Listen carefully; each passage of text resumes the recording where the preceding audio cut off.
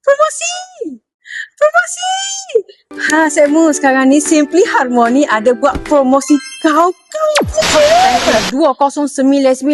Tapi kita bagi murah 1799. Tapi kita potong lagi. Nak tengok 988 untuk set makan seramik top glossy. Semua akan dapat negosi tak sampai 1000 pun. Ambil tu. Harga asal 499. Hari ni Simply Harmony bagi 189 sahaja. Terhad untuk 3 orang terawal sahaja. Siapa-siapa yang tengah cari set katil, harga jimat, harga boleh bajet, tak payah bayar mahal-mahal. Saya mau bayar je dengan 988. Saya mau dapat divan yang sangat comel lote berserta dengan tilam yang tebal 11 inci.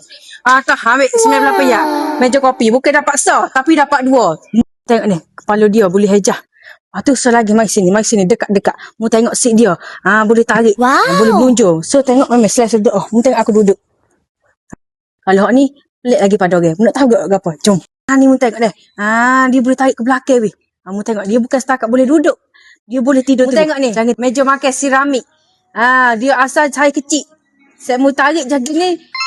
Dia jadi besar. Nak makan ramai-ramai pun tak ada hal. Mu tengok. Aku nak bagi 198 je. Cumi dinding yang besar-besar. Eksklusif pun eksklusif.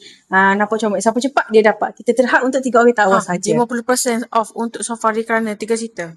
Molek sangat lah ni beli Munggula ni musim World Cup. Boleh tengok ramai-ramai. Siapa-siapa yang suka nak untung lebih, marilah beli time promosi. Promosi kita ada sampai 30 hari bulan 6. Barang kita semua limited stock. Siapa cepat dia dapat.